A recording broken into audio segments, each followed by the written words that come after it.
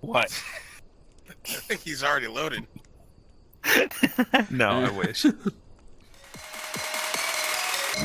skills.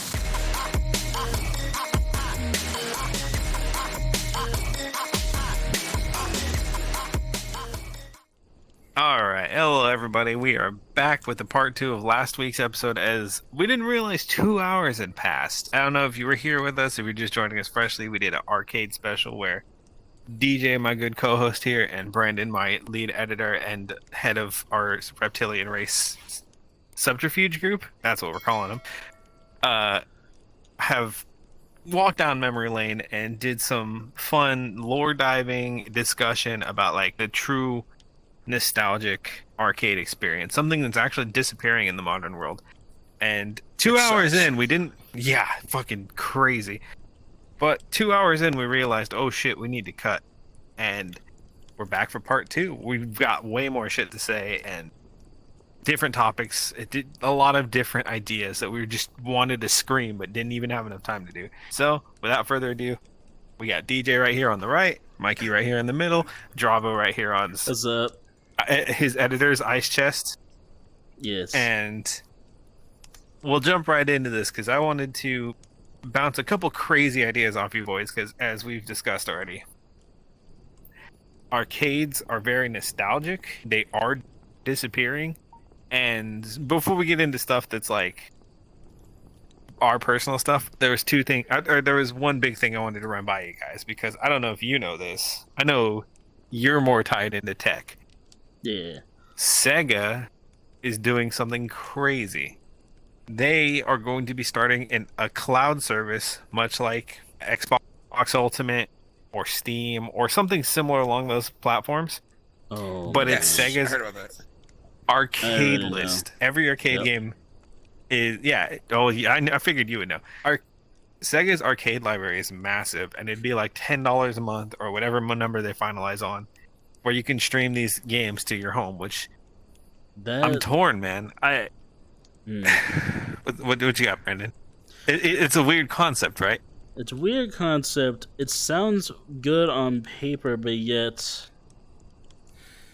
I don't know. When it comes to like streaming cloud service and stuff, I hope it's not too expensive because the one that Nintendo does for their Switch is extremely expensive for what you get. It's so overpriced. Is it really?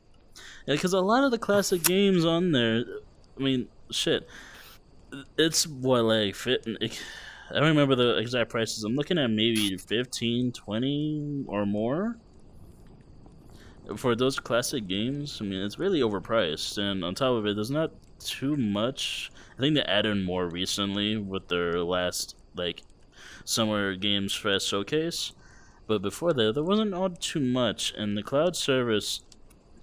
I'm sorry, nothing against cloud service, like games and all that, but when it comes to like cloud streaming, I prefer actual like download stuff because you get rid of the performance issues with that. Very true, very true. Cloud gaming is good, and for the most part, it works. But when you get into high demand stuff or high traffic stuff, it kind of stumbles. You're going to run into latency, disconnects. Yeah, or like when we were people- playing Siege earlier. Yeah. Oh, sorry. No, go ahead. For anybody, we were recording Siege earlier, and we hit a massive lag spike. A very well-established, well-known game. You lost audio, I lost audio, and Deej just disappeared. Oh, but that's that's for a Ubisoft huge- servers. They always sucked. I was just about to say that. That's Ubisoft. But Nothing against Ubisoft is good at what they do for the most part. Sega, who doesn't do this kind of thing, is brand new to it and is going to launch a fucking massive library.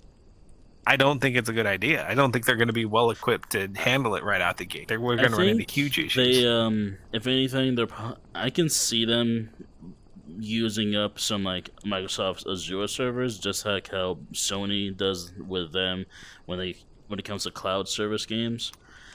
But when it comes to cloud service, I mean, like I said, performance is a thing, and sure, I don't see it being an issue with something like a classic arcade game because those weren't very high performance in the least. But it still comes down to where people that say don't have great internet or great connection, they rely on cloud services to download or at least to play games that would otherwise take them days to download. I even have a friend up here. He was playing Scarlet Nexus, but it was on cloud, and he was playing it, and it was choppy. In some parts, it was slow, but because it was using the cloud service, it was like that. If he were to have downloaded it, it would have easily been like 60 FPS and very smooth. And plus, he was on an Xbox Series S. It was not like a previous console. It's still the Series S, but like it would have been better. If you know what I mean. I don't know. Cloud service when it comes to performance on games, a little iffy. But for classic arcade games, I don't see that being a huge issue.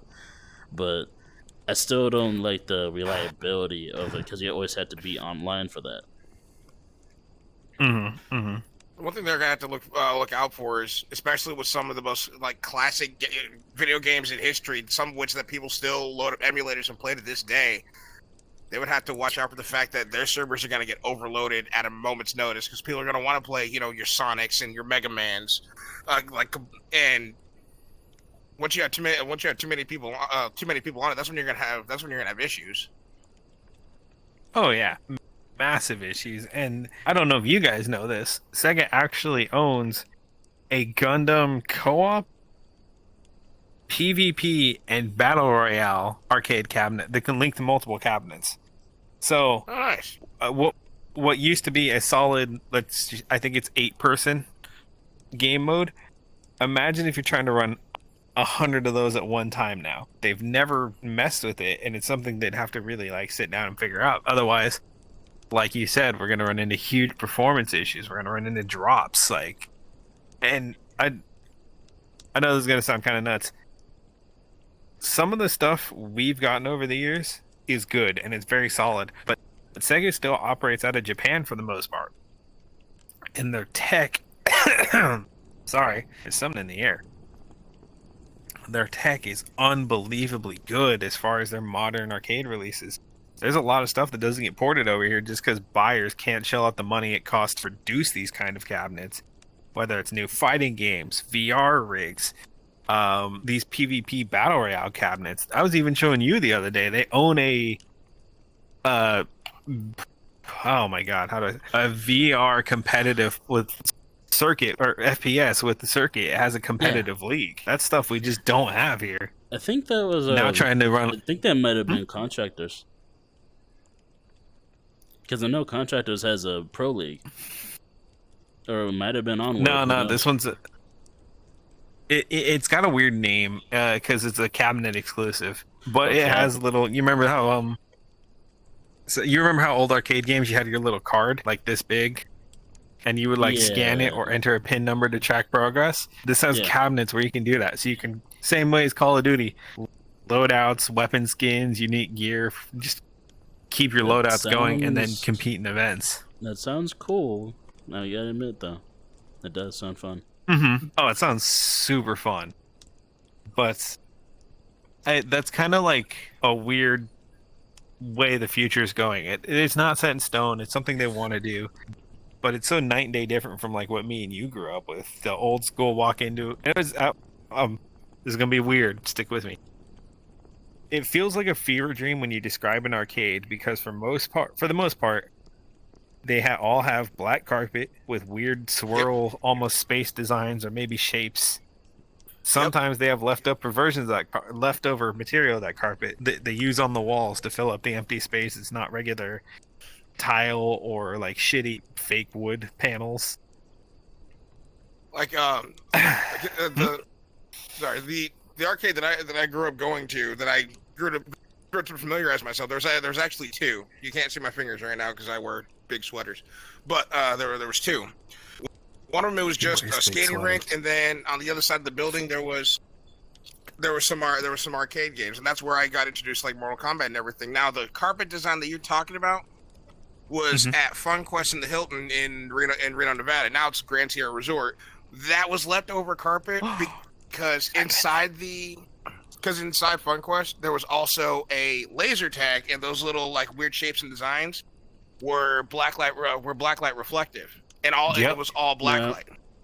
So they took the rest of that carpet and went, let's just use it for the actual arcade. So I'm like, this shit looks real familiar.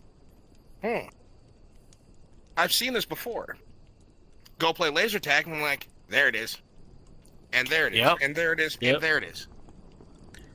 And it's crazy because Sunsplash, both of the Scandias, and a place that's no longer around that used to be called The Point. Those are the biggest arcades in our area. Like, they were the steepest competition for everybody. The closest, like, next best thing was Reno, Nevada, like you said. And they all had the same shitty carpet. And they all used it for the laser tag sections. The only one that didn't after a time was The Point, because they remodeled to go to hard floors. Not for traditional reasons. There was such high traffic, their carpets would just get destroyed after a few months, so they got tired of replacing it. So it was just a shitty, like, how they put some kind of vinyl over concrete, and it just got fucked up anyways. It got destroyed. Kids with boots and cleats just fucking shit up. Oh yeah. Like, here, let's, instead of the safe carpet that a bunch of stupid kids can land on and, not suffer severe consequences other than rug burn on your kneecaps, let's replace it with a slab of concrete and then wax that bitch so that way it's really shiny. So that way, this one, when they eat shit, they might die. Dude, I feel that so much. I remember coming out of like the sky tube slide and just clack, bone on concrete. I was telling the story yesterday when DDR first came out. I don't know where I should be looking, here or at y'all. Just keep going. Somewhere when DDR first came out, there was literally a line wrapped around the entire arcade because people wanted to play this game. It was like one of the original, I won't say original, but it was one of the first rhythm games that I ever heard of that I still want to play to this day. And you were right. It is one of the originals. Anybody who says they're not, they're fucking hipsters and they could fight us. Parking lot, 3:00 by the statue. Me and you. Let's go. Anyway, you know the rules. Let's go. So again, with this slab of shiny concrete, and then there's DDR on top of it, and then there's the kid that keeps on winning every single fucking challenge, who hasn't gotten off the game for 3 hours. Now he has to do the danger of stepping down, and he's jet lagged from the waist down while completely fucking dehydrated. How welcoming do you think that concrete was? I'll give you a It's hint. cold. It wasn't. It was Cool cold. He didn't feel it. He was too busy being concussed on the ground. He felt the cold embrace of death.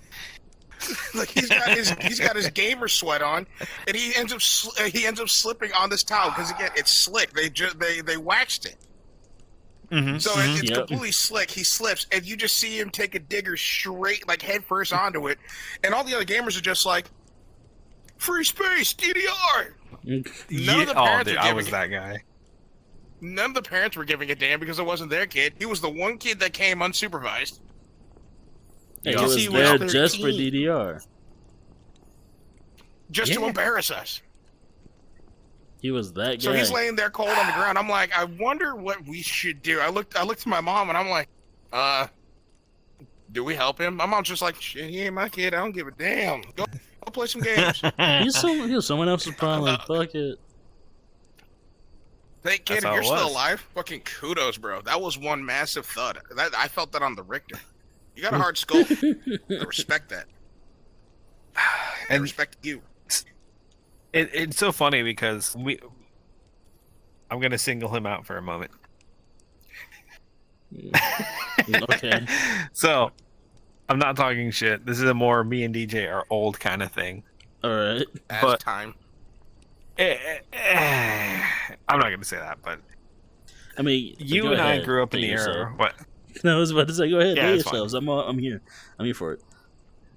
You and I grew up in the era where we saw these small places start build, grow, and sadly enough, eventually close. And some of them made it. I told you we had the one in our town. One out of all of the years I've been alive, which is a lot at this point. One arcade has survived. And the owner is tenacious. That guy did everything he could, every playbook, every trick in the playbook he found, and he made it work. Still going strong, like a mile walk. It's a great place to hang out. But part of the arcade and arcade cabinet feeling is the buttons, the shitty carpet, the fact that there's just kids running around having fun being kids. There's adults just hanging out trying to blow off some steam, play DDR, play Time Crisis, play Silent Scope. Like these fun, no stress, no responsibility interactions we can still have to help us like enjoy life and pass time. And Yeah. with the future, at least in our part of the world, looking like streaming and all of this, there's going to be so many missed memories and like these social connections that you don't get to make, because I still have friends who jump at the opportunity. Oh man, we're like almost 30. Ah, fuck, I've had a terrible day. Let's go down to Scandia. Let's play mini golf. Let's play Time Crisis. Oh, they have Jurassic Park? Let's go tear that shit up. And it's something fun that the next generation's not really going to get to do if they grab their controller, sign on to whatever Sega account, and then cloud game whatever they're looking for. Is it cool to have a library that big and that accessible? Yeah, it is, especially if it works. We don't know that part yet. But they're not going to get the same experience we did, where DJ's got crazy stories to tell. I've got a fucking book of them. My brother does too, and he's pretty young, but he just got dragged along with me every time I went to these places. Well, that's why I said last week, the one hard part about this, I said this on the last episode last week, but that's one hard part about the arcade scene and why it's dying out the way it is because any type of game that you can think of, A, you can play at home, because B, there's probably an emulator of it, or C, it's compatible with PC, Xbox, backwards compatible, PlayStation, whatever have you. You can do it at home. There's no need for you to leave, and especially with things like this or Xbox Live or Discord calls, I don't need to be there physically to interact with you. So now the arcade experience is ruined because you can do it from the comfort of your own home. Mm-hmm. Yeah. So that's what makes it hard. Then you. Go for it, DJ. I was about to say then you have franchises like Dave and Buster's where their draw is not just the arcade, but they have other adult themed entertainment, i.e. there's food, there's alcohol, they have sports TVs everywhere showing football, baseball, the next UFC fight, fucking curling. Yeah. So yeah. So there's something for everybody. That's why Dave and Buster's as a franchise is able to stay alive, because it's not just gaming. They're targeting the 30-somethings like us so they can stay in business off of nostalgia and liquor. Basically. I still want to go to I'll support that day. business model.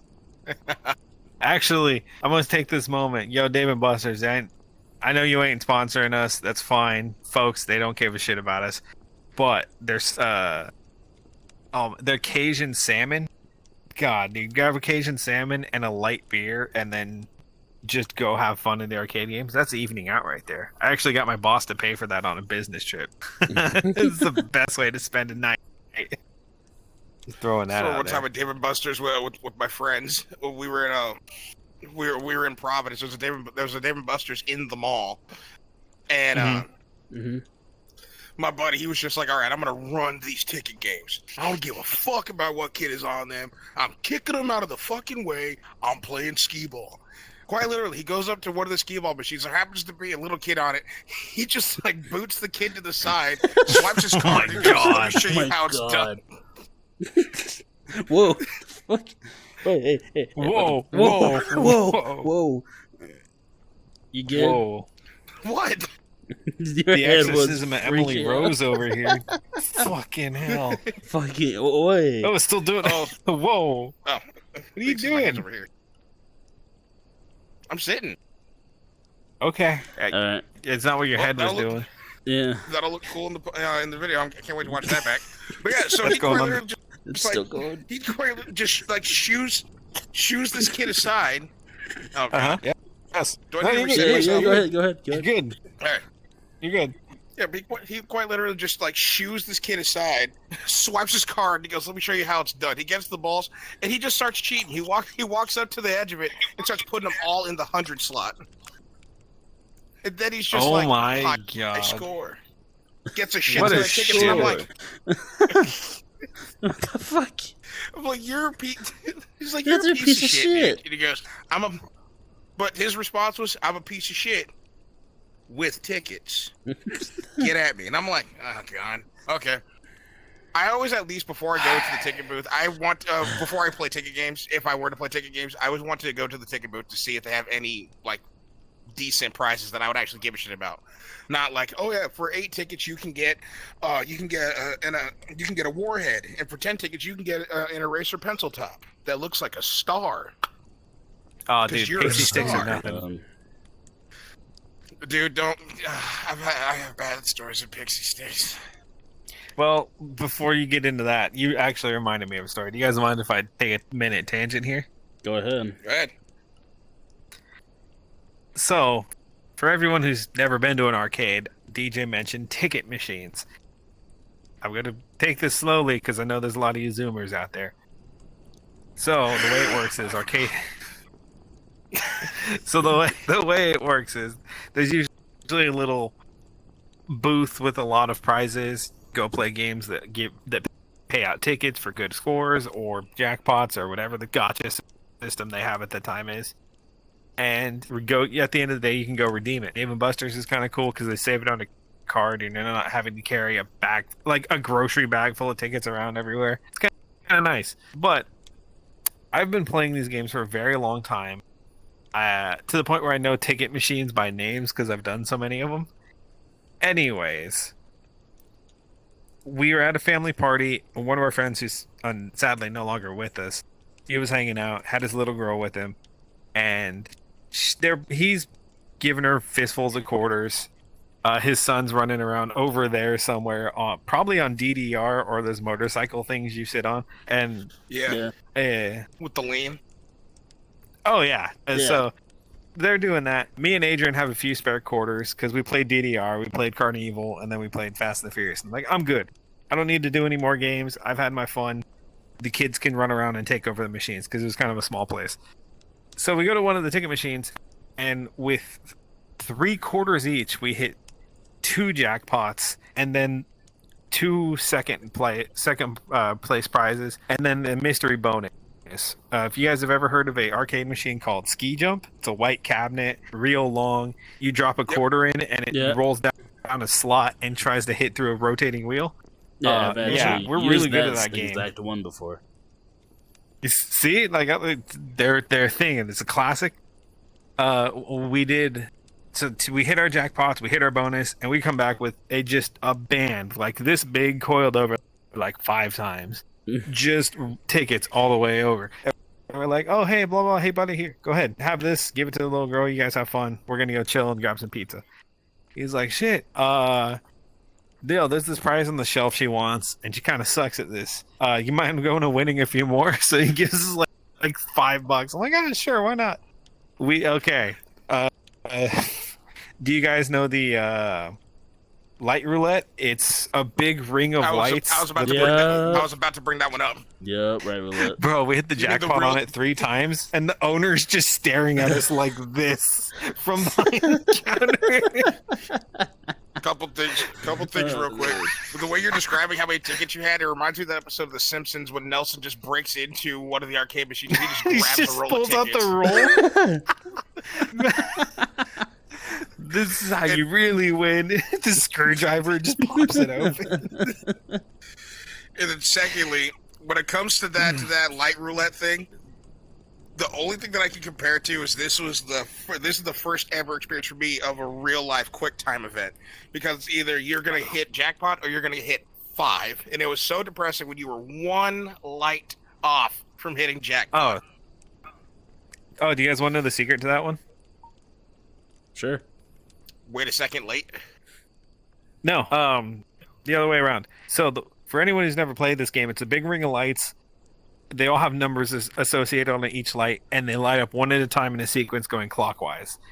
You have to hit a red button, when it hits on the jackpot or whatever points you want to score. The key to hitting the jackpot is the jackpot has one jackpot in the middle, 9 on one side, 9 on one side, 5, and then the number gets smaller the further you get out. You hit it on the 5. The delay between you realizing what's happening and the amount of time it takes the game to register the push counts as 2 lights. So it'll start at 5, register on 9, and by the time the game reads your input, you're on the jackpot. So aim 2 lights before you need, and that's how you win the jackpot on that game. Going to Dave & Buster's this weekend. DJ's like making notes. Jump the star, I think. 2 before idiot. All right. All right, we're good. Oh, yeah, dude, it was funny. We got like 1,000 tickets or something like that, and we go and give it to him. He's like, "Damn, you done already?" I'm like, "Yeah, we just hit a bunch of jackpots and called it good. You guys have a good day." And dude, she came back. She had a Barbie that was like this big. She had a little toy car that was maybe about that big, and then she just had 2 fistfuls of candy, and her dad's walking by eating one of the foot-long pixie sticks. I'm like, yep, I think they spent every single one of those tickets.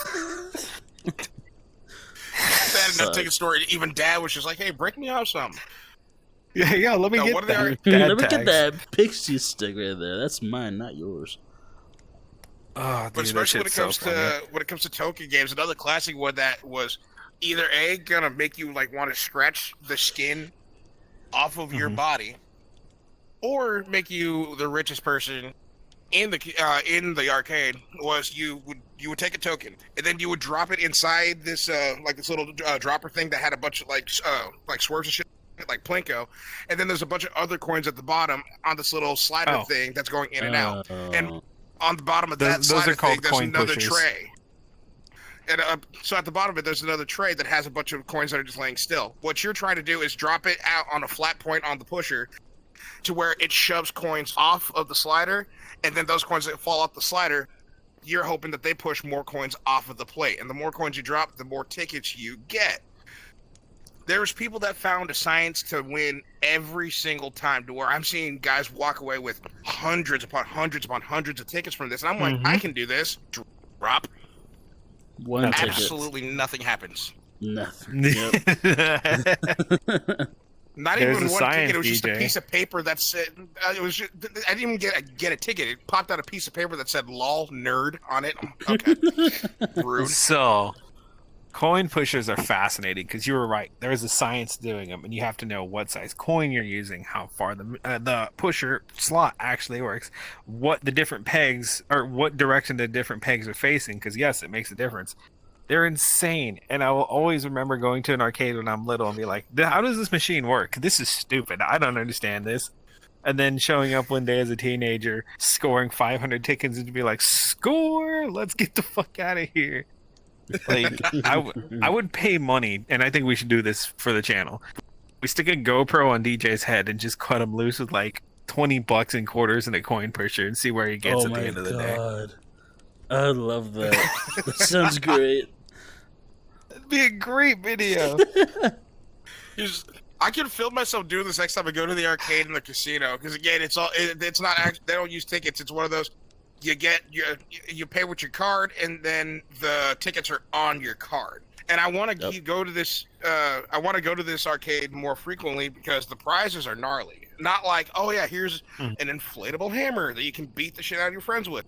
No, they have a Nintendo Switch, PC parts, TVs, monitors, mouses, keyboards for like 90,000. They don't call them tickets; they call them credits. For 90,000 credits, you can get a whole ass PC build. That like is a whole insane. PC build. And that's why I want to go there. Well, but the one ticket machine that I'm remotely good at, and it's because it doesn't require brains; it just requires brute strength. You swipe your card, then there's this handle, and it has a spinning wheel, and whatever the wheel lands on is what pops out. Well, not pops out, but what they put on your card. So I'm sitting there just like, okay, I'll move. Okay, we're ready. And I'll just grab this handle and I'll yank it down like the old school dynamite sticks that Wile E. Coyote would use, but made from Acme, but they didn't backfire on me. And I'm like, okay, this is it. It's spinning, it's spinning, it's spinning. 1,000! Yes! I know what else Yes! is spinning. My head. Oh yeah. Right when you said it, too. That's fucking great. I think I it don't might be know. one of dude. her like abilities when my hands are in certain positions or doing certain or making certain motions. Because I'm legit just holding this and moving my arms. I'm so glad we tech test all of our avatars and make sure everything works before we start recording. It's a beautiful process. By tech test, he means the campfire light reflects off of me, and I'm not just sitting here in the dark. That was the tech test. This is my only avatar that I own that actually can sit here and you can see me on the campfire. You can see the other ones; they just don't have any clothes. True. Would y'all be okay with that? I'm not gonna do it, but No, trust me, I got No. one. Absolutely not. Audacious. No. Beautiful. no, Not Damn happening. no. No. Damn it. Finger of Blame disapproving Blame finger. Anyway. No. No. Anyway, arcades. Mhm, Now, mhm. again, when it comes to ticket machines, I am horrendous. I think I remember one of the ones that I would try to do. Sometimes it made me think like, even though this is an arcade game and it's a ticket game, I think they were trying to heighten your reflexes and your hand-eye coordination, because one of them was you're on this platform that has a bunch of buttons on that has a bunch of buttons on it, and it's supposed to be a spider squishing emulator. Where as soon as one lights up, you have to stomp on the accordion when Oh you have my like God. a certain. Yeah, Sorry, I haven't yeah, seen that yeah. in years. You gave me vivid flashbacks. And you have a certain amount of time to step on the accordion one, and depending on the difficulty you selected, you would have less time to step on them, and on some of the even higher difficulties, more than one would Yo, light I'll up. step out of frame for a second. Yep, go ahead. Yeah, more than one would light up. So I put this coin in, and these random lights would just start popping up on the floor, and I would try to stomp on them as fast as I could. I think I'm doing somewhat of a good job, but then it got faster and faster and faster. And at one point, the main like spider lady thing that who's the poster child for this game, she'll just chime in and start laughing at you for no fucking reason. She would just randomly start laughing at me, and I'm like, "What did I do to you? Stop laughing at me." And that's when you fuck up, because now as a kid, I'm being bullied by a video game.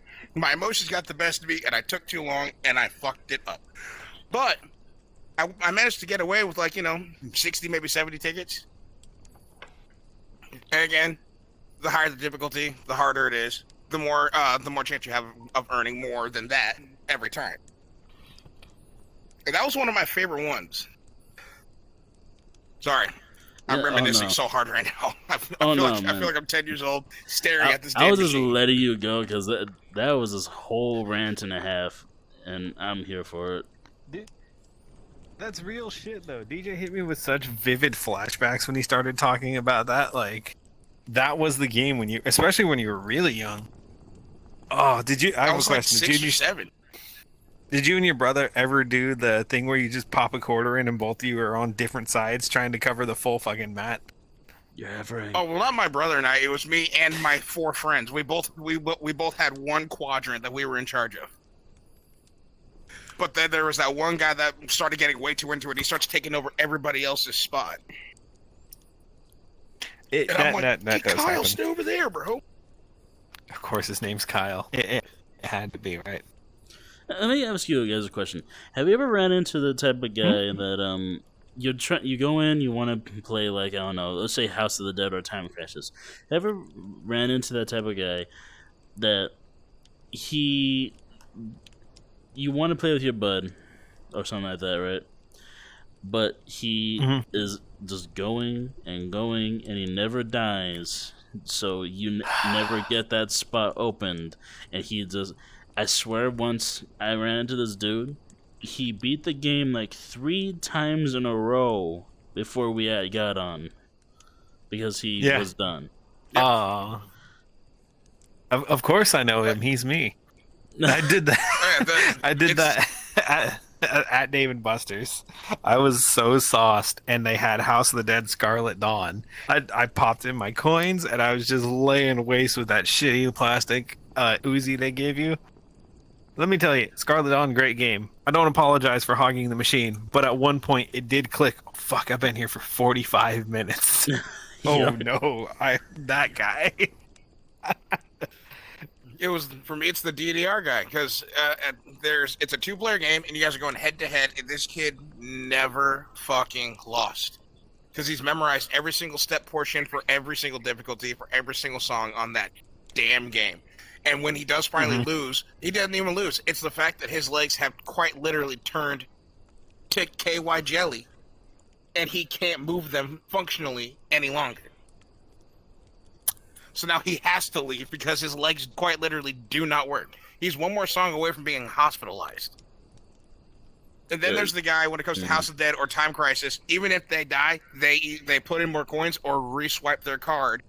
So it's just like, hey, I'm still paying for it, so it's still my turn. It's not your turn yet. And I'm like, all right, you can play at that game. It's my turn to load up Time Crisis. It's like 2 quarters to play. I pop in $10 worth. I got lives. Try me. Continue? Yeah. Oh, Yes. Yeah. Actually, I have a hypothetical to hit you guys with, because for those of you who've never been in an arcade, sometimes there were arcade games that were you'd play the whole game as co-op, and spoiler alert for Divinity Original Sin 2, if you're following our series. At the end, it makes you fight each other. Yep. This was in an arcade where anybody can walk in and play quarters, or put in quarters and play. There's a game called Dynamite Cop. There's a game called Die Hard, and then there's another variation of it where you play a whole 3D open world fighting game. Open world's the wrong term, but it was the closest thing at the time. And at the end, the only way to get the true ending of the game is to beat player 2. If there's no player 2, there's a bot, and it's really difficult. There was that guy who would wait for player 2 to lose, and before the counter ran out for them to put in more tokens, he'd run up, throw in quarters, beat you because he had a whole stack waiting in supply, and then get the ending of the game and put his name on the leaderboard. I almost got into so many fist fights because that happened so often. And that, to this day, that is my favorite game of all time. I'm hunting down emulators left and right. If anyone knows where Dynamite Cop or Die Hard emulators can be found, let me know. But that game was what... that dude just throwing in quarters, being disrespectful, and acting like the baddest motherfucker on the planet when he won. Ooh. But that's another thing that made arcades so great is the fact that they had... that there was a leaderboard of like, okay, I need to do so well that I can put my name in the top spot. Because then think of it this way. I'm sorry, my head's probably spinning again. So No, my coworkers got on my leaderboard for my personal consoles. You can guess what's been first, second, and third place. Yeah, I'm not gonna say that because somebody will take it out of context, but it's bad. It's profane. So now I gotta beat some high scores and get those fuckers off there. But that was like that inner ego, like gamer ego came in of like somebody, you put your name at the top spot on the leaderboard. You come back to the arcade like a week or 2 weeks later and your name is no longer number 1. It's like, oh, a contender. Okay. Let me put $5 into this coin machine real quick. I'll be back. Don't worry, I'm coming. And so now that inner ego challenge is just, I need to put my name back up there. I refuse to be overtaken by some peasant. I loved doing that when it came to certain score games. Like, I'm old as shit. When it came to like Centipede or Asteroids or Galaga or... I have the original Centipede home port for the early Windows 98.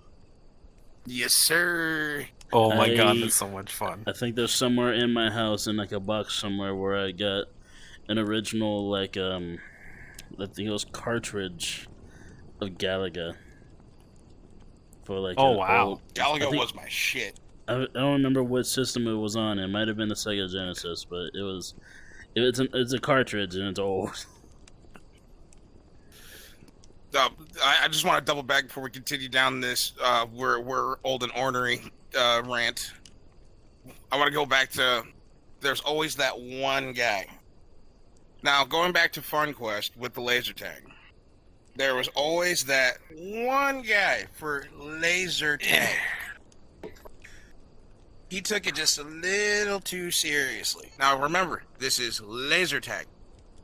Mhm. It's a bunch of 10-year-olds, and then there's that one 30-something-year-old that is about to go SEAL Team 6 on all of us. Like, he's sitting there, like, ducking under cover, like, actually peering out, doing suppressive fire from behind closed cover, then peering out and actually bipping people one by one, and then he's talking shit about it. Yep.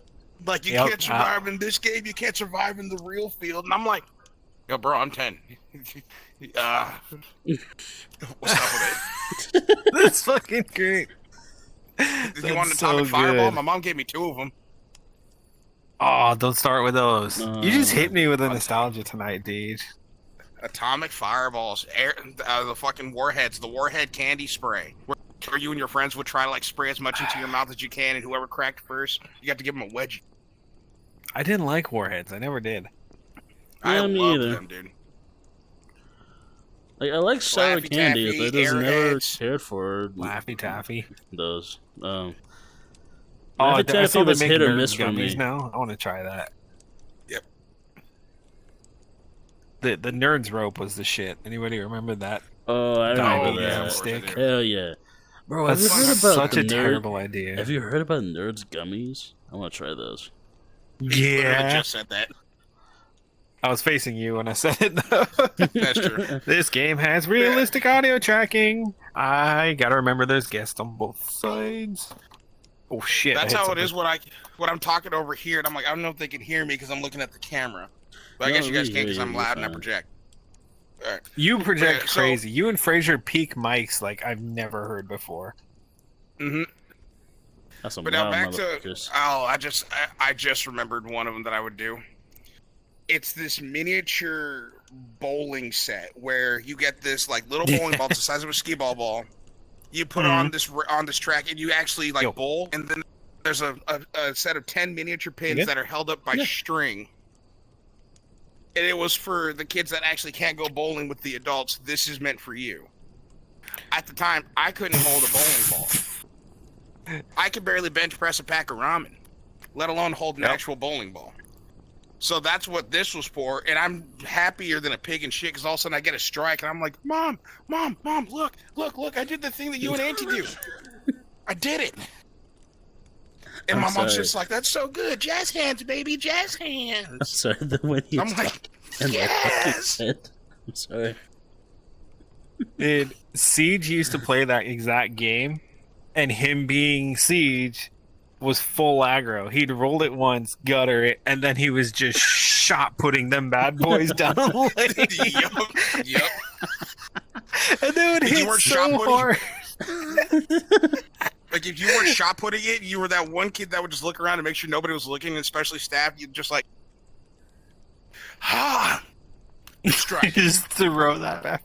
Dude, it was so funny because he was little, and he could have two-handed it. There was nothing stopping him, and he's just balance, shoulder, jaw, just throw that shit. Go for the Olympic Dude, shot. that's so much funny. Oh, straight up. And like parents would walk over, they're like, oh, Adrian's killing it. And I'm like, yeah, he's doing great. Then again, that is your brother. He's killing the He's floor. the type to go from like, let's do it the soft and passive way. That doesn't work. All right, time for war crimes. We're gonna break this damn Oh, he's thing. been Let's go. screaming at his PC for 2 hours. That's like what is happening in the house right now. That's why he's not recording. He's still trying to get it to work. That's why, dude. even though I want to build my own PC, which I probably will at some point in time, for my first official PC that I'm gonna own, I'm just gonna buy a build. Like, I'm gonna go to NZXT or high power.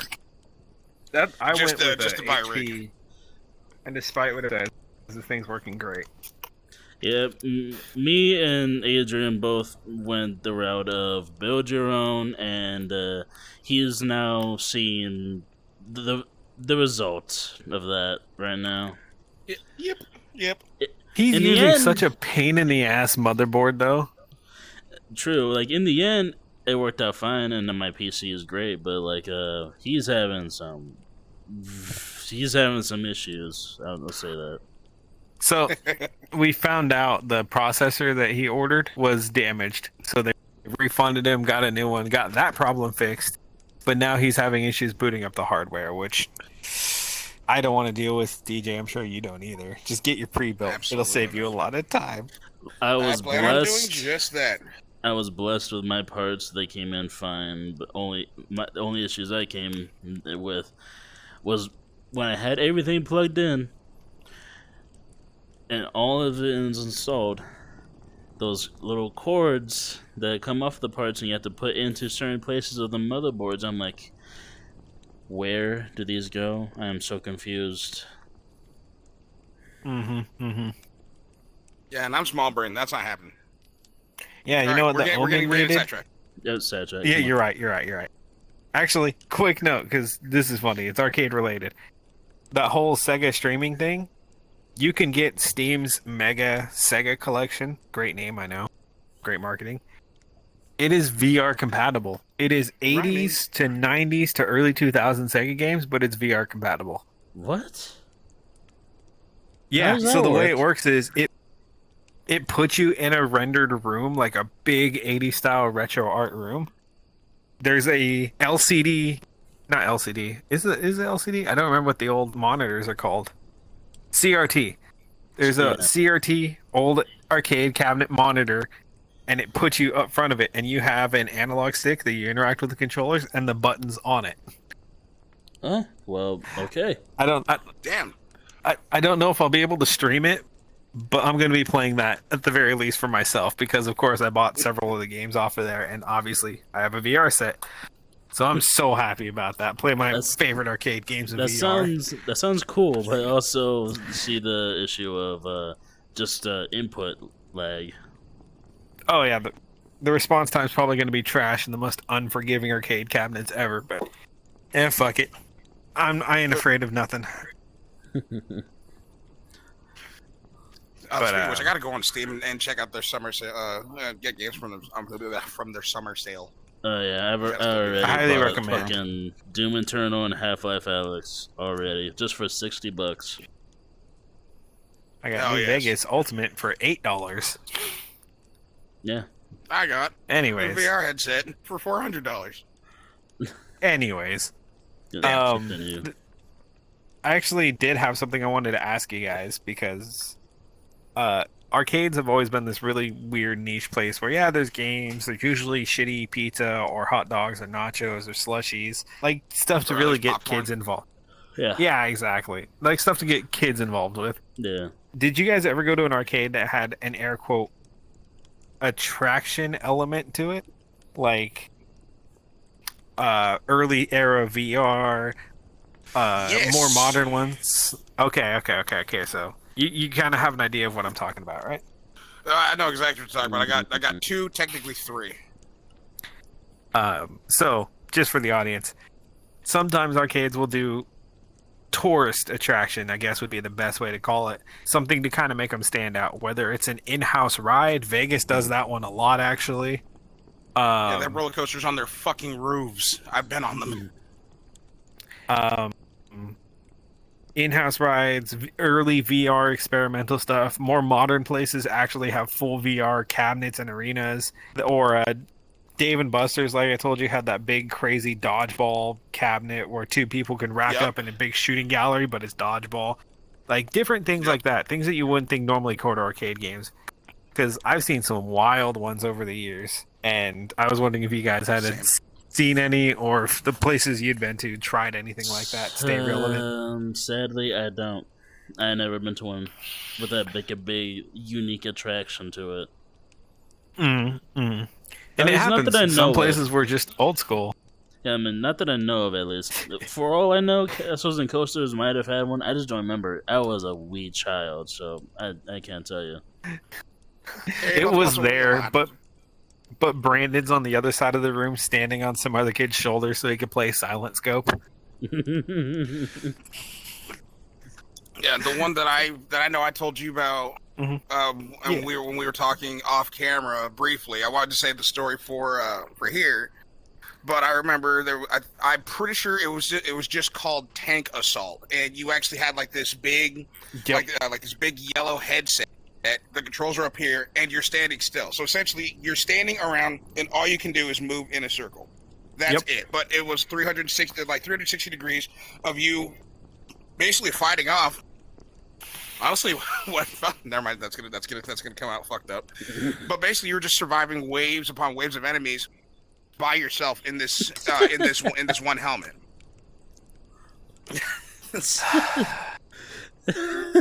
I know exactly what game you're talking about. It also got a Gen 2 of it, and that one was nuts. It was called Future Combat.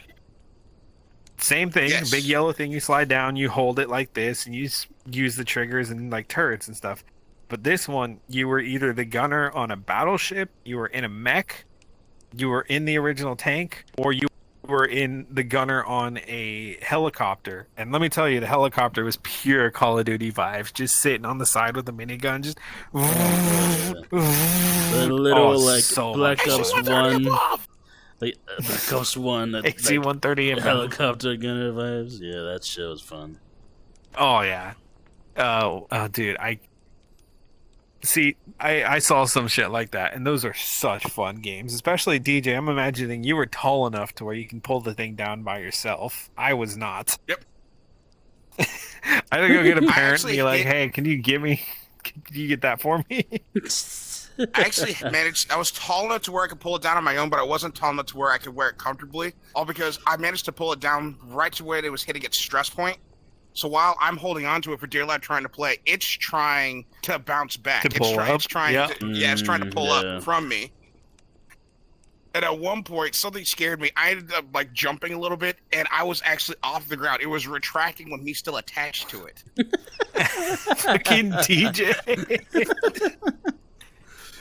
Oh my Next thing I know, I feel god. my stepdad just grab me by the back of my shirt, and he's just like, "Hey, where you going? Get back down here."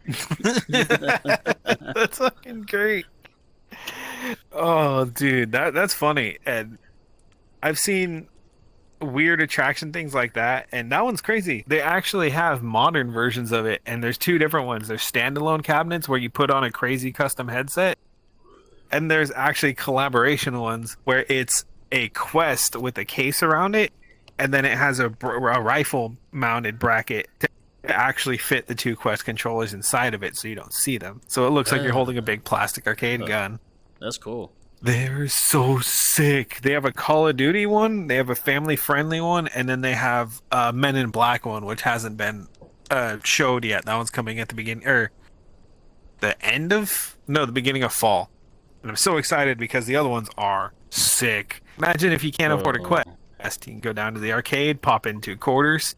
All right, drop it down and just do a co-op mission with your friends in the cabinet over there. That Call of Duty one Fucking got my wild. interest, bro. I want to try that. It looks so sick. I got the video for it. It's funny. I religiously follow arcade news, and the scene's dying, but it's still out there, and there's still stuff going on. So I'm always subscribed to these channels that are talking about that stuff. Dying, it's only dying in the fucking United States. It's pretty prevalent everywhere else. Yeah. Because they still like going out and socializing. Yeah, honestly, we're all fucked up. Like nobody wants to admit it. We are an interesting Rare nation. breed.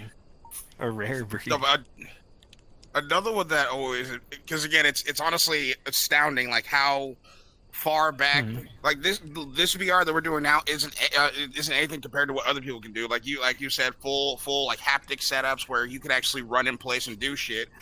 And then going back like 22 years when I'm but a wee lass. Oh, I'm sorry, lad. And no, you're right. And there was this thing for that is technically virtual reality, such as His tongue came out when he said that. Yep.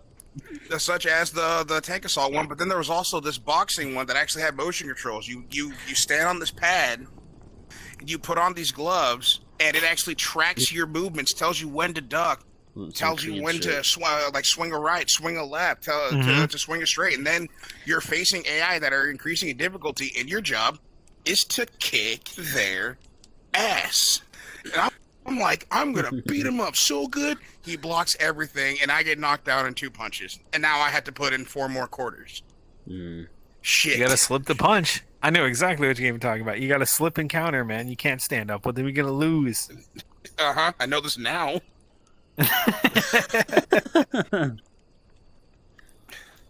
But at that time, I was just like, I can punch him. You don't know what you just got yourself into, Mr. Mike Tyson. It's time to duel. But that one was still standing because that was like my first instinct of motion controls. It's actually doing what I'm doing in a boxing setting. So I thought that was really fucking cool. I squat to duck. My character actually goes down. I'm like 9 years old, and I'm like, this is the future. I'm seeing it right now. You have That no very much idea. was. Like, you were right on the money there. Little DJ was like, he's speaking truth, so look at it now. And 20 years later, look what we're doing. Instead of having a full rig like a screen plus an actual like tracking pad and an actual like screen to look at, I'm getting the same experience 20 years later by just putting on a simple headset and holding on to two remotes. And the first person to do that when it comes to motion control with your hands, we throw that one to the Nintendo Wii with the nunchuck and the Wiimote. Yeah. I kind of want to credit the Virtual Boy, but at the same time, it was hot garbage. It was hot garbage. Half credit. It was hot garbage. Also, notoriously the worst graphics ever made. Also, screw those headsets where you literally just put in a damn phone on your face. That looks so funny on your avatar, because I just imagine the phone sitting right there. This right there, yeah. It's fucking dumb. I remember use that shit. That was awful. Ah, that's funny. I still remember a certain panda that I don't talk to anymore. Brandon knows who the hell I'm talking about. Yes, I do. He got that as his first VR headset. It was just a little, like a headset sling, and then this little like grabby thing that you just pull back, and then you put your phone in, and you just work it like that. And he was just like, dude, he was watching a YouTube video, and he goes, dude, this is so immersive. Like, this is so cool. I feel like I'm actually in the video.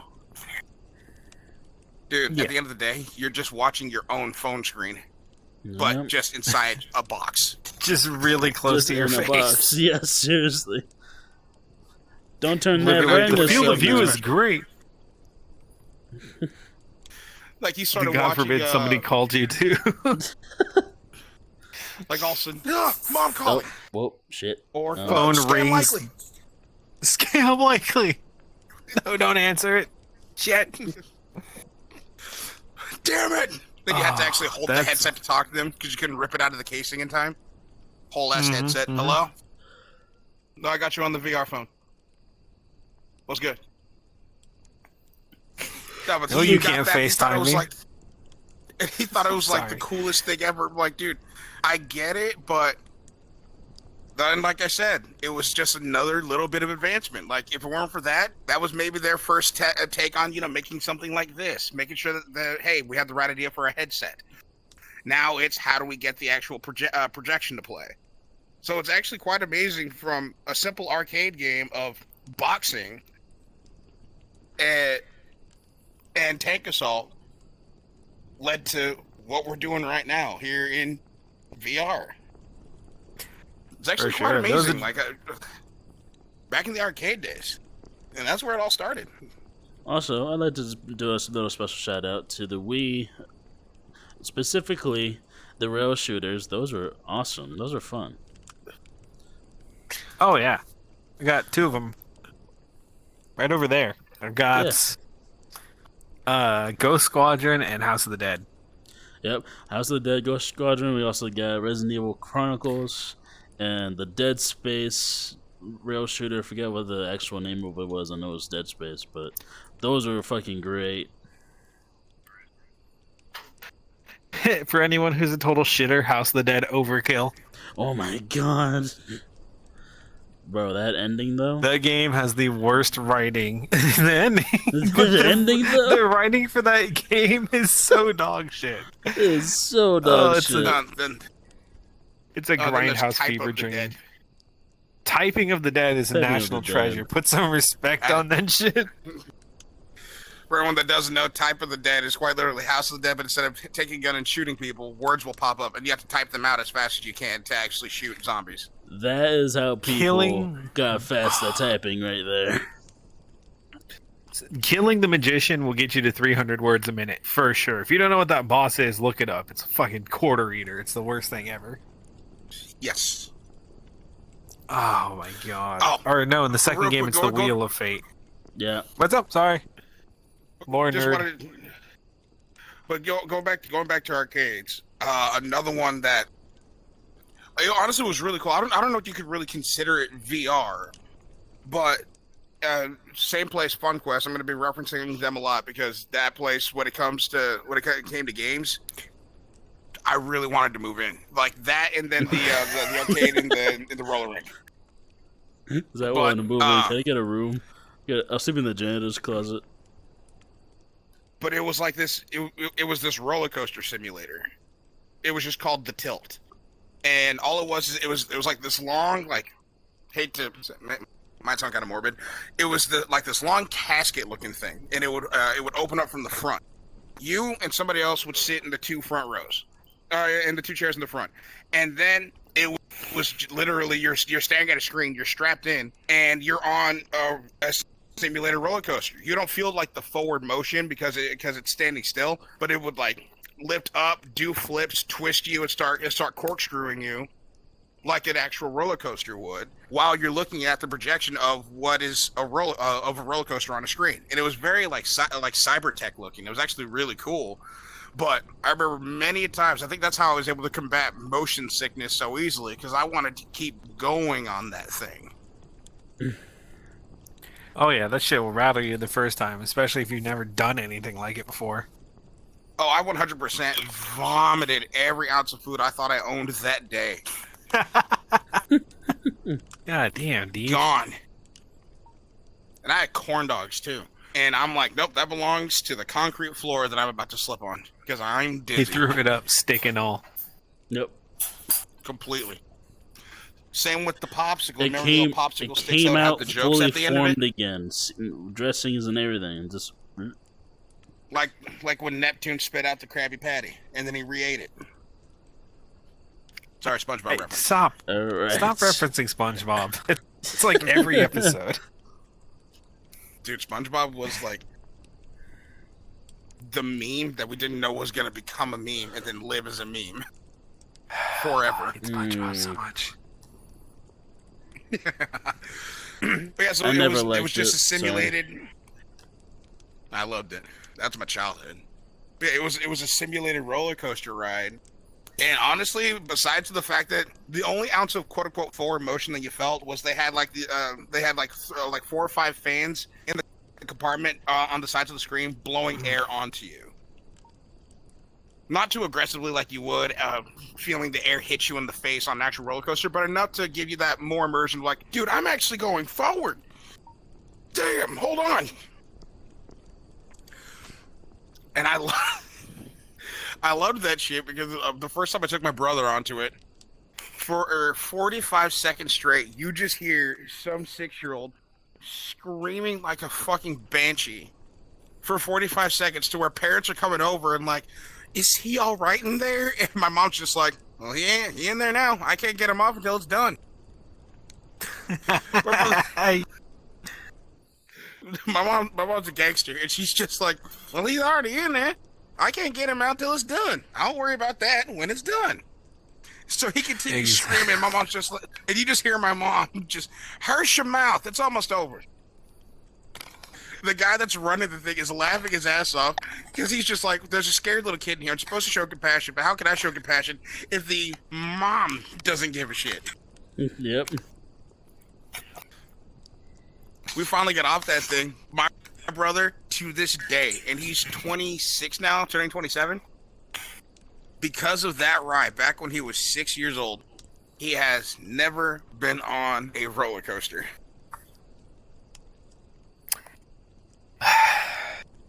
That shit has scared him for 20. That shit has scared him for 20 years. That he does not want to ride a real roller coaster. He's like, if I had a bad time on a simulated twisty shit, how am I gonna feel on an actual twisty shit? I heard my own voice again, just an FYI. Alive. Well, good. All right. Yeah, so now he's afraid of roller coasters. Every now and again, he'll take his girl up to Dave and Buster's because he's a fan of arcades, and he wants to. And now his girlfriend, she is, how can I put it? She probably doesn't know how to spell N64. Oh. She knows nothing about video games. Okay. Okay. She knows absolutely nothing about video games. So when I went there for my family words, come on. I went home to a family reunion. Me, my brother, and his girlfriend, now fiance actually. Shout out to you, bro. Went to Dave and Buster's. She is looking around completely lost. She tries to go to a skee ball machine, and she swipes her card. The balls drop, and then she just looks down the lane, and she's not piecing together ball, lane, holes. Putting balls in holes. Put balls in holes. She didn't get it. So she pats my brother, and she goes, "Babe, what do I do with these?" And he goes, "Are you serious? Take the ball, roll it, hit the hole." "Well, which hole do I hit?" "Yes. There's a 10, a 20, a 40, a 50, and a 100. Pick one. Pick your favorite." "But what if I miss?" "Try again. You have 10 chances to not fuck this up." For 10 chances, she didn't score at all. She threw too softly, and it would either roll into the zero, or she would mollywop it like she's in a bowling tournament. It would bounce off the backing and then roll back to her. And at one point, she was like, "I'm scared I'm gonna break the machine." And he goes, "Babe, there's children that legit slam dunk, full body and everything, into the height." Oh yeah, I've seen that for sure. Also, I think Sky just fell. Hold up. Oh, She's no, okay. not We're good. She stepped on a water bottle and just slid like, hit the floor. She's fine. But I just It's got quite a question. amazing how What kind sturdy of bulldogs are. I just gotta have a question. Like, what kind of childhood did she have, which we didn't even know what skee ball was? Best way I can put it. You know how you guys think, like my mother is overly religious and too protective of me because of the sex in the music and the games and the books? Yeah. Yes. They wanted to save her from anything that was deemed violent, could make you violent, make you clumsy, make you stupid. Like, I'm talking, she grew up with the whole, don't sit too close to the TV screen or you're going to go blind, don't watch the microwave too closely or else you're going to get brain cancer, and you can't play video games because you're going to turn stupid. Was the A moment, concept Sky's breaking shit. was the concept Sorry. of a phone even foreign? Like, did she communicate through letter? I believe Oh, God. when her and I talked, Oh god. that is cursed. We're going to take a moment and admire this. Are you okay? The man has folded into himself quite literally. He's staring at his own chest from the inside. He's a fine specimen. I think from this angle, he's like in his There we go. Nope. Oh, God. Oh god. He's ascending. Oh god. He is ascending. Yo, this is all staying in. This is all staying in. This is all staying in. All. Oh. Oh. Oh. Hey, he's back.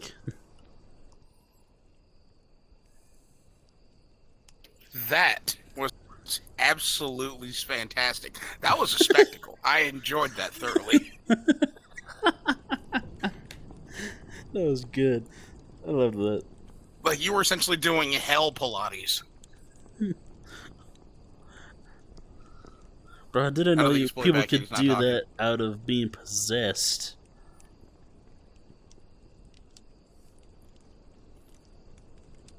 And he's still not talking.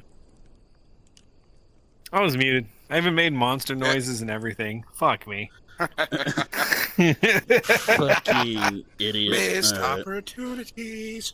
No, I was doing But yeah, so- one-liners. They were good. They were so good. Don't ask me to repeat them. Fair enough. But yeah, so the concept of back to the topic. The concept of a cell phone, for what she told me, she didn't get her first cell phone until she was out of the house in college. Mm. Granted, I She kind ended of up with your brother. Yeah, whom is afraid of everything. I love my brother to pieces, but damn, he's afraid of everything. Everything is, but yet, so he doesn't want to go on a roller coaster, which is essentially 99% guaranteed to have no harm to you as a human being, but wants to go to F1 tracks and drive an F1 car that can go at excess of 200 miles an hour. It is made out of aluminum foil. I And if you get that. Mm. No, I get that. I get that. Take it from somebody who's in car culture and way too passionate about it. There is something in your head that clicks when you're the one driving it, and like you feel it gives you a false sense of being more in control than you actually are. Whereas you're a passenger, and I'm sure you've been a passenger for plenty of shitty drivers. You're just like, God, either hit a tree or get us where we're going. I can't deal with this shit any longer. My Uber driver yesterday, he was high as shit. That's a story for another Oh my podcast. God. That's Oh, yeah. terrifying. You know, Alright. I get that because one of my last Uber drivers was reversing into oncoming traffic so he can catch the lights behind us because he made a wrong turn. Oh my God. I get it. People get that mindset when they get on a roller coaster and it sticks. They can't undo whatever in their brain is programmed for self-preservation. Sorry, that was a weird tangent. That has nothing to do with anything we're talking about, but I'm fascinated Welcome to by car NoSkill. culture and things like that. Sorry, I'm a car welcome guy. to That's what NoSkill. I do. You know my slogan, welcome to NoSkill. Get on the derail train and hang on. Choo choo, motherfucker. Welcome to Daryl Kingdom. We love you. Command Rakdos in chat. Oh, guys, I almost got enough points for a command. Should I do command no skill or should I do command beast? I'm very close. Do command NoSkill. Command no skill. Command no skill. Dude, You I'm gonna gotta need do it. I'm gonna need an MP3 of you screaming at the top of your lungs. Oh yes, Bet. yes. I'm so down. This needs Editor, to get on happen. this. We're gonna make it happen. You know what to do, dude. Send me that file whenever you get it done. Yep. All right, we're getting off track. We're here. We need to talk about getting arcades. So sorry, so bear far. with us. So far. If you've ridden with us this long in the year journey that we've had, you already understand. You a real one. You handsome. You loyal. You smart. All Enough. right, DJ Khaled. 24% of you are also German, so that's cool. Thanks for supporting us. You guys are sick. Seriously, that's sick. I love that. It's so weird, right? Why do we have a German following? That's so cool. We don't market to you guys. We hope you enjoy it. Tell us cool shit about Germany. We're ignorant Americans. Fuck yeah. Especially actually some eat of it? us. Do you actually eat the schnitzel? That one. Okay, right you don't there. have to talk to him. That's fine. You That's can talk fine. to Yeah, us. talk to us. We're fine. We're cool. Ignore that one over there. All right, See that arcades. green one we over there. need to stay on track. Oh yeah, we're Yeah. working. Oops. Yep. Yeah, Actually, exactly, we're so working. this worked out pretty well because you were talking about the attraction arcades. Brandon hadn't seen too many weird attraction things. This is one maybe you've seen and just didn't think about. I know you have because it seems like a very southern thing. The big booth that was like an Old West shooting gallery that looked like it had BB guns chained to the Yes. counter. You see, you know what I'm talking about. For anybody who's never seen this, you walk into a very nice, relatively clean arcade with the goofy black carpet with all the designs. rows of cabinets everywhere, and in one corner or right in the middle, they would wedge this huge scenery diorama, I guess. I don't even know what you call this. It looked like an Old West saloon. It would have animatronics and all these things that light up, and it had targets, and you'd get this BB gun thing. It was real wood metal, and you'd pop in your quarters, and you get like 20 shots, and you can rack up like 8 people all competing against each other for the high score. If you hit a target, things would light up, the animatronics would sing. There was this one that would make a spider jump out. Like, it was so much fun, but it was so weird and out of place to see in a modern arcade. It looks like a theme park thing almost. Also, the dogs are in trouble again. Why? I'm trying to work. Anyways. Real quick. Yes, I actually have seen that before, and I know what you're talking about. Ladies and gentlemen, Those things are so sick, right? It's sick. Oh, it's absolutely sick. The I only wish I problem tried is, it. I never got the chance to actually try, but I saw it in the distance. Oh, yeah? Yeah. Yeah, they're fucking sick. The only problem is, especially when you are, at the time, a horrible shot like me, and I'm going up against my buddy Jason, who is Chris goddamn Kyle. I'm working on just trying to shoot the barrel, like the target that's on the barrel, the biggest one. Okay. And all that's going to happen is the lid's going to pop off, do a flip, and then land back on top of the barrel. And I want to see this with my life, with my eyes. I want to see this. And I can't hit it. I'm not holding the rifle correctly. I'm trying to hip fire everything, forgetting shoulder, butt to shoulder, and aim down sight. Then again, it's kind of hard to forget something that I never learned at the time. I'm 10, excuse me. And then I have my buddy who's sitting there like completely sighted in. Like he's been doing this for 20 fucking years. And he's just like, all right, bip, bang, the spider comes out. Water shoots out of this thing. Hits the window. Somebody appears in the mirror real quick, and then they duck back down. He knocks down, like, all fucking 20 things. I'm like, okay, yeah, sure, I'm just going to go to the thing, to another game. And then my go-to was, you put in your quarters, you get these balls, and you have to throw them at this thing's teeth. And you have to knock out as many teeth the as clown. possible. Yep, they're the clown. Yeah. Oh, dude, I love that one. Then there was that target shooter one where there was like a bunch of these like gremlin looking things, and you had to shoot like these balls out of a blaster and knock down as many as you can. And I want to say there was like 4 rows of 5. I don't know that one.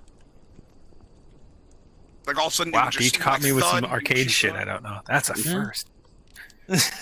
I think it's one of those you would recognize it. You saw, but you had like this little blaster thing, and you shot it with like these 2 little buttons where your thumbs would go, and it would shoot at like this little ball, like this little like rubberized ball thing. And then there was a bunch of these again gremlin-looking things on the wall. It was like a racquetball, and the turret was huge, right? It was like that big.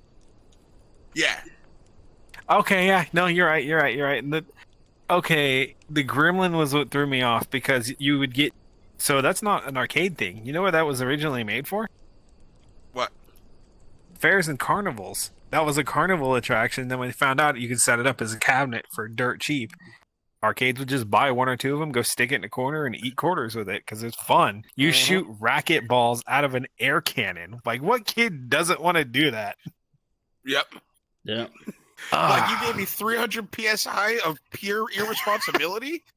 Hell Seriously, that thing that's a recoil too. You just be boom, and you just hear that racquetball banging around in the internals in the back. Like, hopefully you have a tough sternum. That thing's is about to knock you back 4 feet. Oh, that's funny. I'm sorry, you got me to tear up. I was laughing too hard. My face hurts. Again, some of those, when you go to an arcade, it doesn't have to be for a purpose of like, oh, I need the high score, or I need to beat the story mode in Time Crisis, or I need to beat this guy in DDR.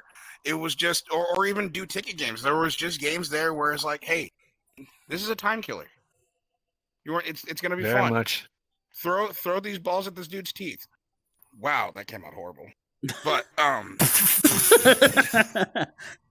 You gotta watch your phrasing with some of these. That's the dumpster behind the arcade. Anyway, True. Yeah, true. Then shoot a pressurized racquetball at 300 psi at these random like gnome troll looking things on the wall, on the adjacent wall. The shoot 'em up gallery. One of them that I saw for an arcade game, it was basically an actual filmed out story, like Western story. I forgot what it was called, but you just have like a 6-shooter peacekeeper pistol, and all it is you're going head to head with random cowboys doing duels. Oh, I've then seen for one that of the one special- in videos. I've never seen that in Mhm. person. I'm so jealous. I have no idea what you're talking about. And it was an actual. It was actually a quick draw duel. So you're actually standing there, and you have a gun at your side. Whether you're right or left-handed, it was ambidextrous. I'm a unison. And so, Oh my god. This is so my what would unisex firearm. I'm sorry. I can't.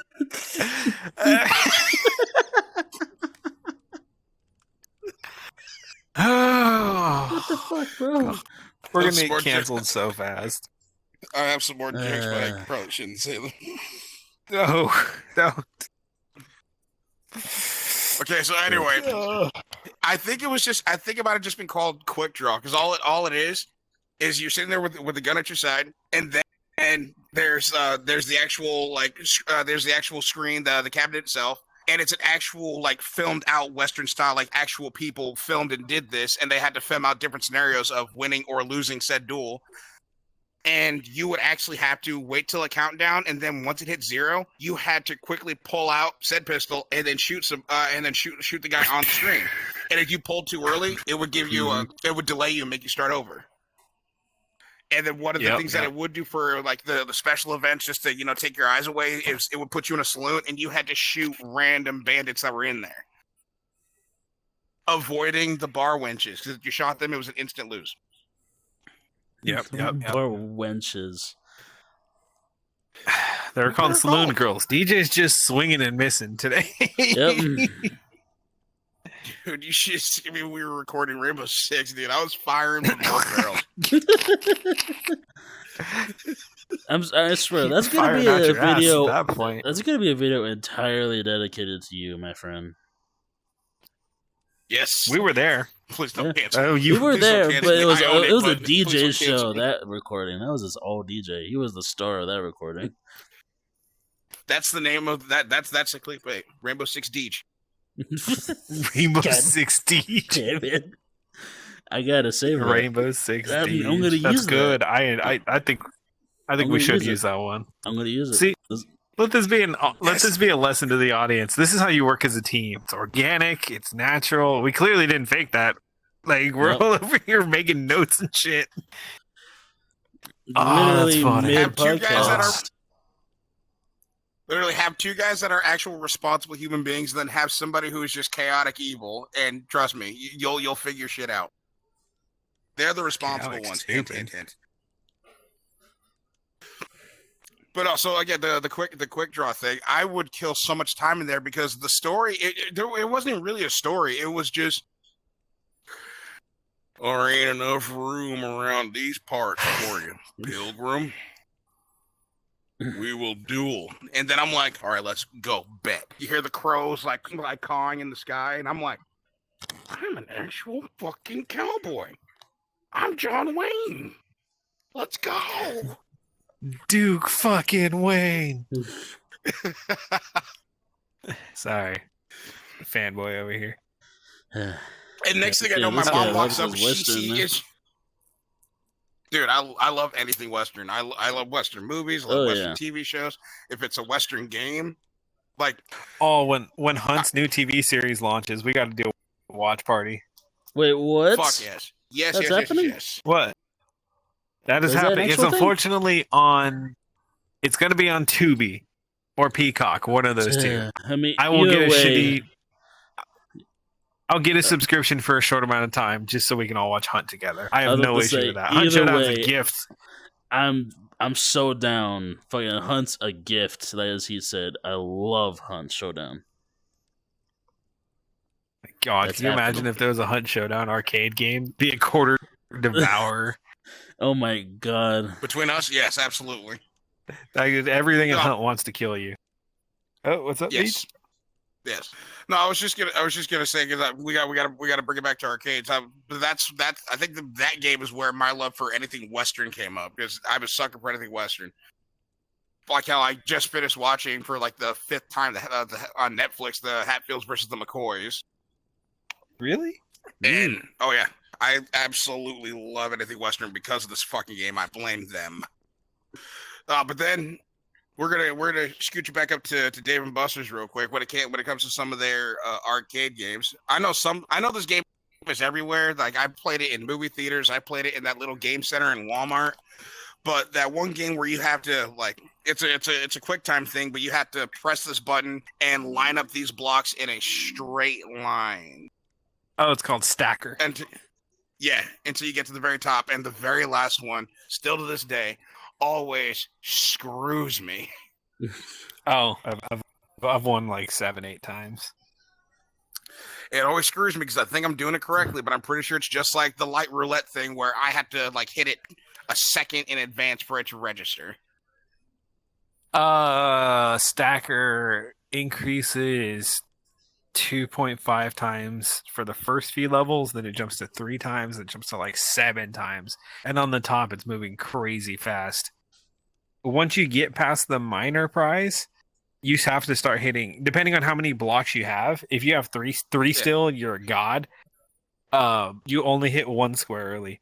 But if you're down to 1, you want to hit like 3 to 4 squares early just to give yourself that leeway. And it's still not a guarantee because it's moving so damn fast. Yeah, sorry if it sounds like I'm cheating, I'm not. Oh no! Dude, oh yeah, trust me, there's a key life hack that you need to know when it comes to some of these arcade games. There's a hack for everything. Trust me. Yeah.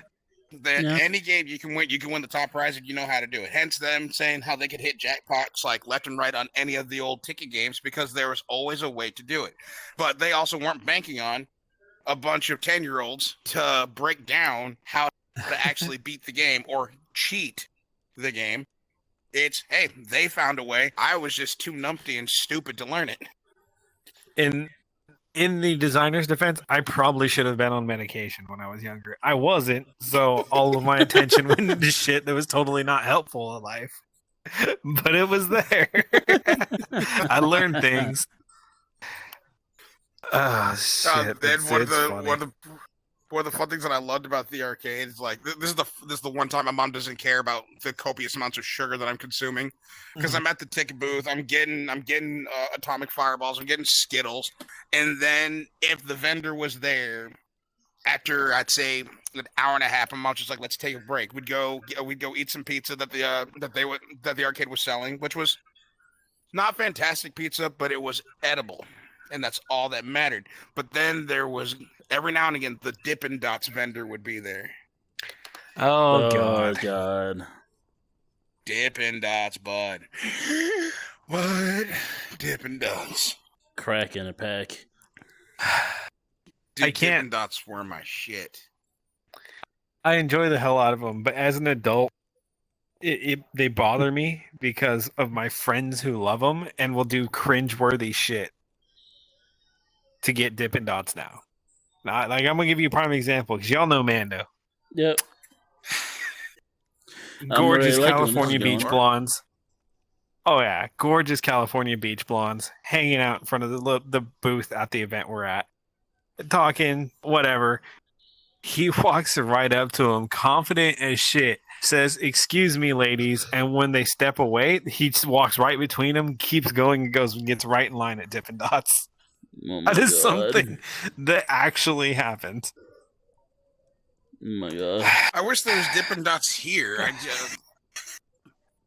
I'm tempted to go, even though I highly doubt that they'd have them, but I'm tempted to see if there's a Dippin' Dots website or if I can buy them from Amazon. I want some Dippin' Dots in my mouth. Because growing up, I could only get them at 2 places: at the arcade, or again another big attraction arena that had a little bit of an arcade. This water park called Wild Island or Wild Waters to some of the locals.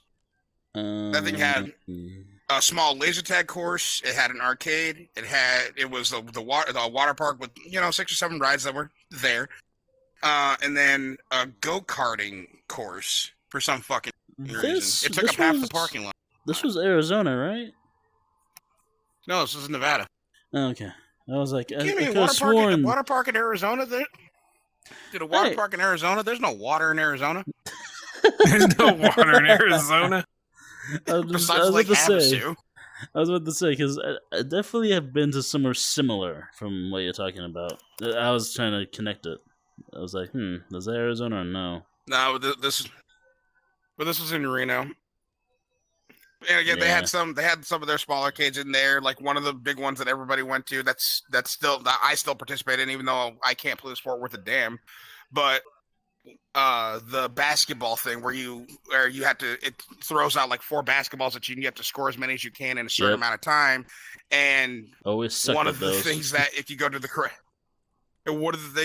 correct machine, the basket after a certain time limit has passed, it'll start moving side to side. And I'm like, dude, I'm already terrible. Okay, now you gotta add this. Now you're just bullying. This isn't very nice. This isn't kind. So, But again- Deej, you want to hear something funny?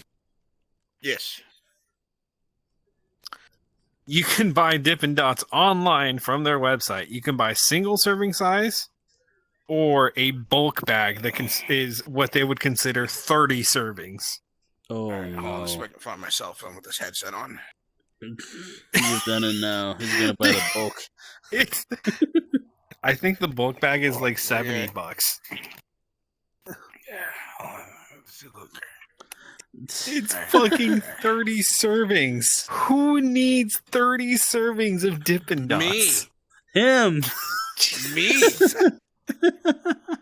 And this is what I was talking about, people. Grown-ass adults who get way too nostalgic, who do crazy shit to get their favorite ice cream balls. It is ridiculous.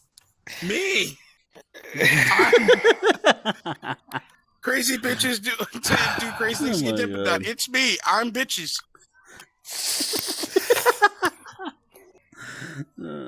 I can't.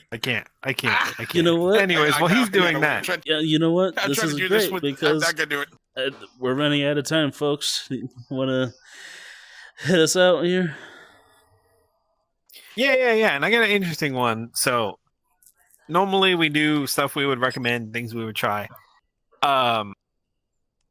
I would like to ask you guys on our closing notes this time where you would like to try to, or any arcade games you would look that you've heard of but would like to try, any venues you would like to try, or if there's any like anything arcade related that you want to try while it's still out there, because there are things like the Pinball Museum, there are still arcade expos, there are still places like Galloping Ghost, which are mega arcades, like literally hundreds and hundreds of units just trying to keep the scene alive, or maybe overseas shit. So like, I'll give you guys a moment.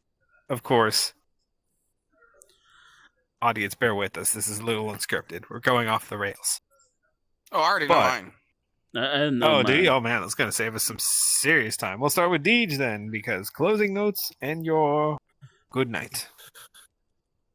One of the things that I would like to do in this lifetime when it comes to arcades is I want to go to that arcade that Connor, Dog VA, shout out to you, bud, that he went to during his live stream with Mouse, because that place was huge and all those games look absolutely fun, because 9 times out of 10, I have not seen them before. Oh, the crane game one? Yeah. Okay, I think that's Harajuku Station. Then I Yeah, want to go I know to too Harajuku much about Station. games. Fucking call me out on it. I don't care.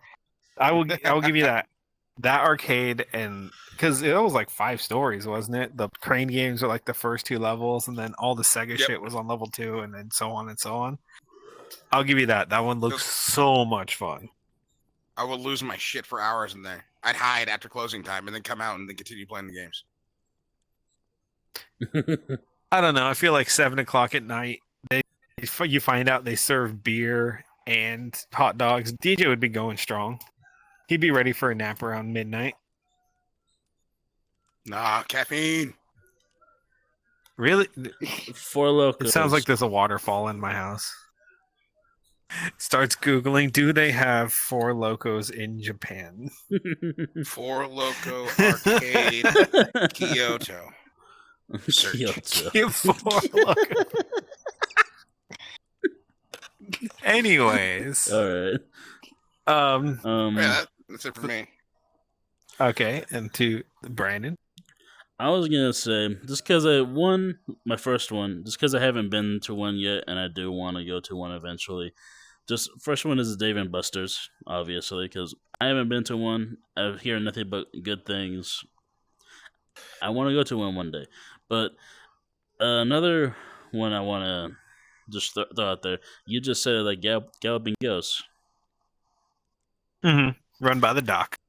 Exactly. I would love to go to places that just are full of just cabinets on cabinets, hundreds of cabinets. Just hang out there the whole day. And just chill with the homies. Wait, And Galloping Ghost is nuts because it's $20 for an all-day pass. Exactly. Unlimited games. Exactly. I would be there from opening to closing. Opening to Questions closing. asked. And then, Dude, they got food built in. Exactly. But you said run by the dock? Yeah, why? The dock? Who? Are you talking about Dr. Disrespect? No. No.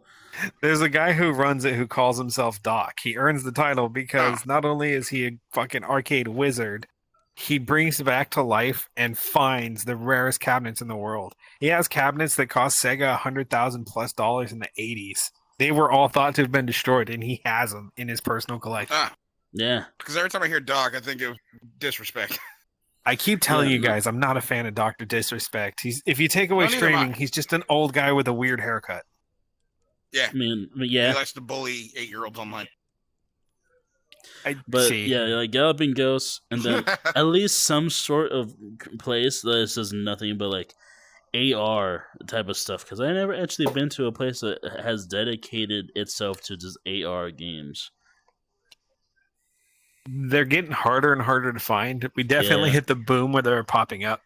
But if you travel, they're out there. Like the closest one to us is like 2 hours away.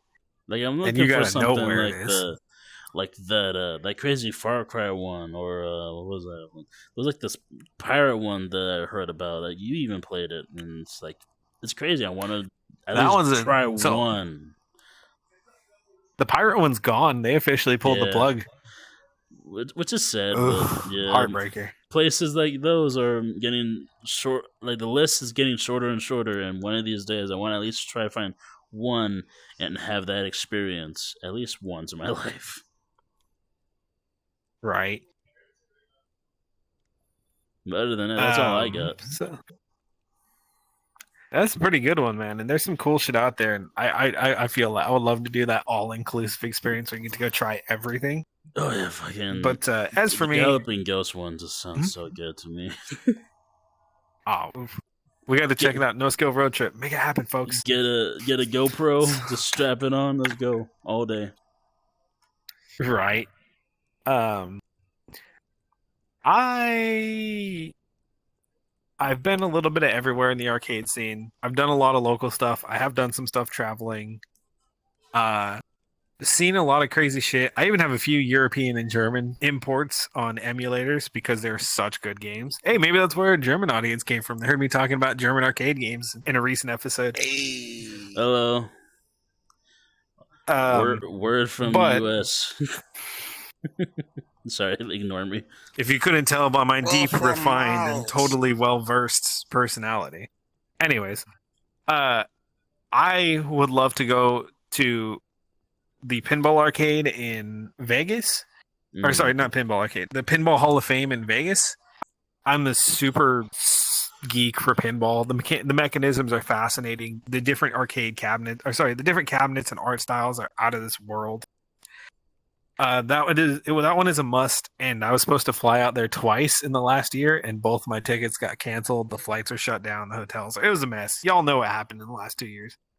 But that one's on the list, and then and then the big one. I would love to head out to Japan and hit up some of their multi-level, like 7-story arcades. That everything retro, everything new, everything like next gen, and then the prototype shit. Oh, there's so many different venues like that. Unfortunately, the one based on Kowloon, the walled city, is closed down, which is terrible because it was a big theme park styled, crazy urban punk design arcade that had all kinds of cool stuff in it. The Sega one closed as well. It's still kind of an arcade, but it's weird. It's a little more touristy than entertainment. But I would love to head out to Japan and try out all the crazy stuff, like the full vehicle initial D cabinets or the Gundam games. But for now, I'll have fun just making regular trips, or as regular as we can, trips out with my friends and tracking down gems. There's a few in Southern California, one of which is by my training. So I'm doing that next time I go to class, and my boss is paying for it. Get fucked. Get fucked. But yeah, other than that, I'm just gonna keep my eyes open, stay positive, and hopefully we'll find some stuff out there. If we do get you guys a trip down here, because we've been talking about that in the past. Yep. There are 2 local places that are actually a lot of fun. One of them is a bar, and it's a lot of retro, a lot of old school arcade. And then there is a newer one that's a little harder to get to. It's out of the ways, but we can make it happen for a day trip, where first floor arcade, second floor laser tag, huge mini golf things in the back, and then there's a massive go-kart track that they had to move to the other side of the property because it's got a huge overpass and loops and shit in it. I would love to just run around with you guys on that for a day. But that's hoping we get to create our own memories and stories in this weird kind of niche, sort of disappearing, sort of not social social setting that's been important to a lot of us developing as gamers. So that's my hopes for it at the very least. That's where I want the future to be, and some stuff that we can at least squeeze out, especially since DJ might turn to dust before the next gen of games is released. We don't know. We're just being optimistic.